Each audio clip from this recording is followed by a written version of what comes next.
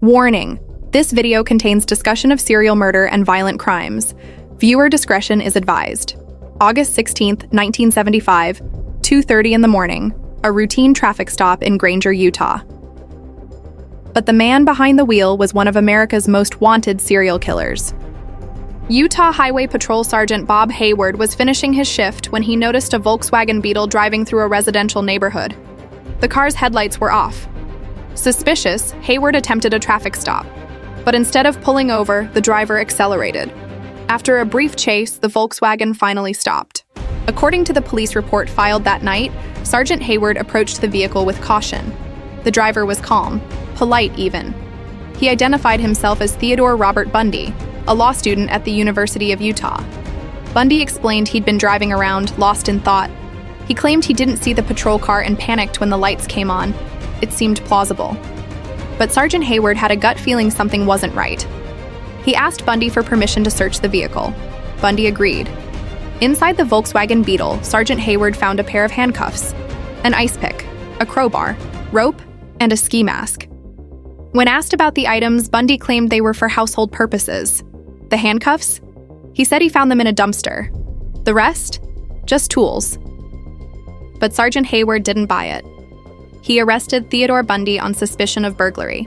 At the time, neither Hayward nor Bundy knew this traffic stop would crack one of the most horrific cases in American history. Theodore Robert Bundy didn't look like a criminal. Handsome, charismatic, educated. He had been a law student, a crisis hotline volunteer, even worked on political campaigns.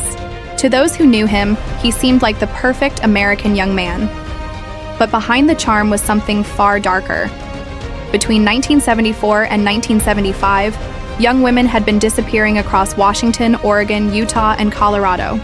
At least 8 women, all college-aged, all brunette with long hair parted down the middle.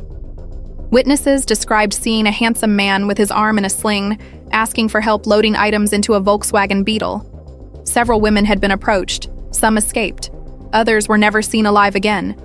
After Bundy's arrest, detectives began connecting the dots: the ski mask, the handcuffs, the crowbar, and most importantly, the Volkswagen Beetle. It matched witness descriptions. A search of Bundy's apartment revealed even more evidence. Maps with highlighted areas, brochures for Colorado ski resorts where several women had vanished, and gas receipts placing him in the areas where victims disappeared. On October 2nd, 1975, Carol Duranch, a woman who had escaped an attempted abduction months earlier, identified Bundy in a police lineup. She was certain he was the man who had tried to abduct her. Bundy was charged with aggravated kidnapping and attempted criminal assault. In 1976, Ted Bundy was convicted and sentenced to 15 years in prison. But the investigation was just beginning.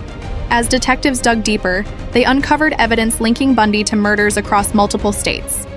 Bundy would eventually confess to 30 murders. But investigators believe the true number may be much higher. These were daughters, sisters, friends, lives cut short by a man who hid behind a charming smile. On January 24, 1989, Theodore Robert Bundy was executed in Florida's electric chair. He was 42 years old, and it all started with a traffic stop in Utah. Sergeant Bob Hayward trusted his instincts that night. A routine traffic stop, a gut feeling, and one of history's most notorious serial killers was taken off the streets. Sometimes the smallest decisions have the biggest consequences. This is True Dark. What case should we cover next? Let me know in the comments, and subscribe for more deep dives into the darkest criminal cases.